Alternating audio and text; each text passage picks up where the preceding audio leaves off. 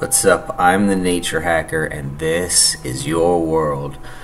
So I've been putting this video off for too long. I've kind of wanted to do more complete research on it, but I just feel like I need to get this out there so I can continue on with other videos, and obviously I'll revisit this topic more as well, but I just want to get some of these preliminary ideas and findings out there. And the first thing I want to talk about is making rhenium, R-H-E-N-I-U-M.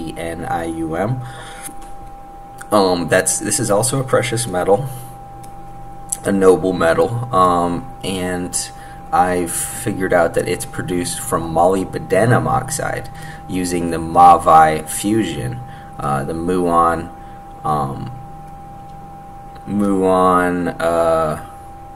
oxygen vacancy implosion fusion, like I've said in other MOVI fusion videos, it doesn't have to be oxygen. It could be some other cation, I believe, positively charged, or anion.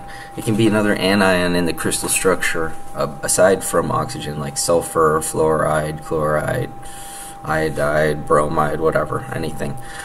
So what turns out is that when we're talking about pyrite, you know how pyrite is formed by hydrogen sulfide and reacting with iron oxide. Okay, so the primary product when you have sulfur reacting with iron, hydrogen sulfide reacting with iron, is pyrite. And if you just let that process happen normally, you get around 1 part per million gold. So to actually create gold with hydrogen sulfide, you really need a separation between the hydrogen sulfide and the iron oxide. You need a barrier that can carry the charge from the hydrogen sulfide but won't allow the hydrogen sulfide to react with the iron over here. So that barrier would be a quartz crystal, and that's what I've presented in other videos of mine. But if you just let the process happen naturally, you're going to get about 1 part per million gold produced, I believe, when you have hydrogen sulfide reacting with iron oxide. And what that tells me is that it's very hard to work. You have to have really precise conditions for it to work, and yeah, it's difficult. And what that means to me also, it's such a low part per million naturally, that means that the voltage has to be really high. So we're probably talking millions of volts to make gold. Theoretically, you only need 100,000 volts to get muons produced. And the reason I know you need 100,000 volts to get muons produced is because you get muons when you hit electricity, electrons, negative charge. You hit that on copper, and you produce muons. That's how negative muons are made. Check out my video how negative muons are made. But what happens, so when you have electricity flowing through a wire's copper, electricity's electrons, you have the perfect place for muons to be created. And it turns out that when muons decay, they emit X-rays. Okay, and I found out that when you have power supplies that reach 100,000 volts, that you start getting X-rays emitted. I found that online. There's a power supply. It's like amazing1.com. Their their upgraded neon light transformer.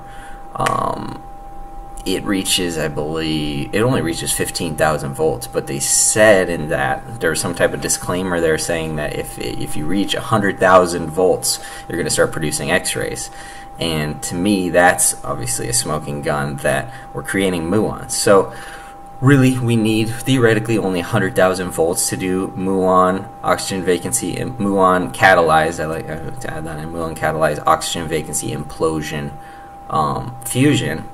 We need theoretically only 100,000 volts, but certain ones are probably going to need more voltage than others. So maybe the easy ones, when I say certain ones, I'm talking about certain oxides, because lots of the transitional metal oxides, and probably the other metal oxides too, can be converted into higher metals with this MOVI fusion, but some are probably going to be easier to do than others. When you look at a periodic table, iron is way over and up from gold, so it's probably, you have to pretty much hit a home run to get gold. It's probably going to be pretty difficult to happen. You probably need millions of volts to do it.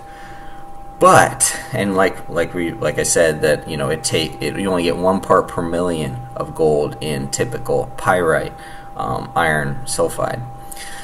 So there's another one out there that I stumbled on recently, and that is rhenium. And it turns out that in molybdenum sulfide, the analog of pyrite for molybdenum, lots of people call it molybdenum, but I think molybdenum is easier for people to understand how the word is spelled.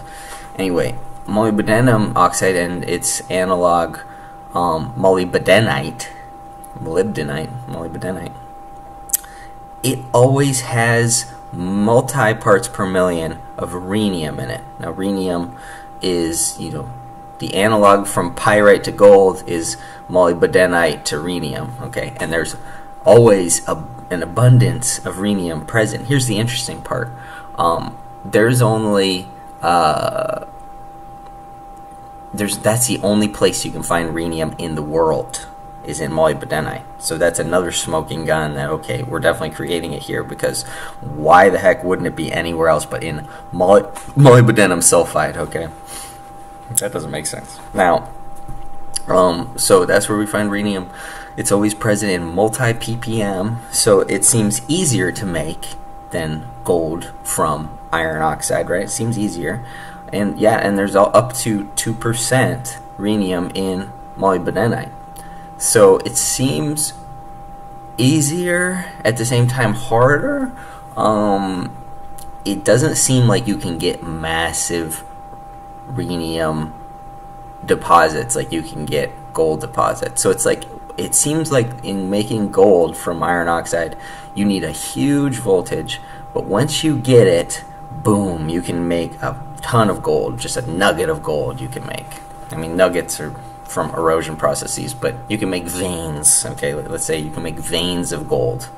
You can, basically the reason that is that almost all iron, maybe 70% of iron can be converted to iron 55 using when muons are hitting it, when you've got radiation hitting it.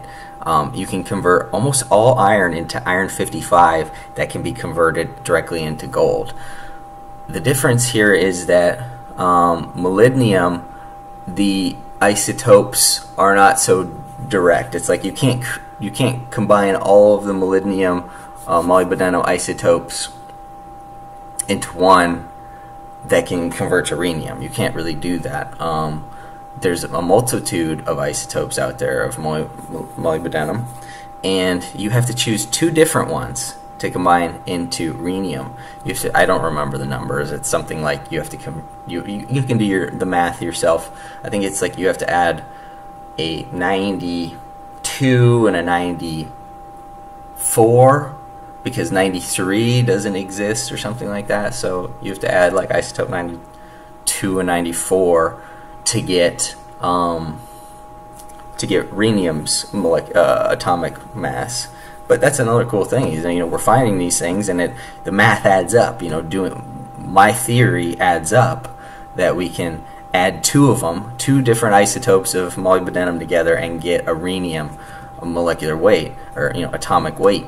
So that just shows that, okay, this is obviously true. And since we have to have 2 different isotopes, there can only be maybe a maximum of 2% rhenium produced, because maybe only, the combination of those isotopes together, is just a kind of a rare occurrence kind of thing in the natural thing. I mean, it's not like a rare occurrence, but it's a low percentage. Okay, a low percentage will be those 2 exact isotopes together to create rhenium atoms. So we're using the MOVI fusion. So that's how that works. And what's interesting is it's also on the same angle. Here we have iron all the way over, all the way down. We have gold, okay. But in molybdenum, we have molybdenum down 1, over 1, over 1, down 1. Rhenium. So it's a much more direct path. So, and since we have multi-ppm in all molybdenum sulfide, to me that says that we need a lower voltage. Maybe we're only talking 100,000 volts to get molybdenum oxide to convert to rhenium, whereas we might need 1,000,000 volts to get gold. So I really think that maybe the smoking gun for this theory will be the molybdenum to rhenium conversion, where all we need really is 100,000 volts, which isn't that hard to get. You can get DC power supplies. I need DC, by the way. You can get DC power supplies 100,000 volts. So maybe do 200,000 volts to be safe.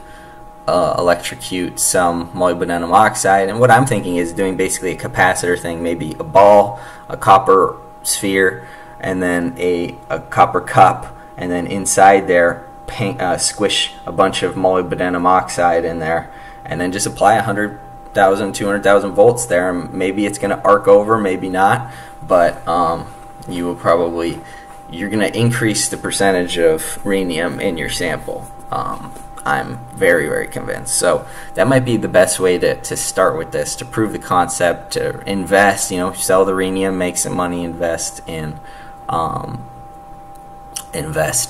more equipment to be able to do gold. And there's other ones too. Manganese converts into platinum, I believe, so I'll do a little more research into that one as well. But anyway, so let's end this video here. I'm going to talk about a new thing called volcanic lightning and how that's a smoking gun of the theory, so I'll make that a separate video right now. So let's upload this. Thanks for watching. I am the Nature Hacker. Let's do work.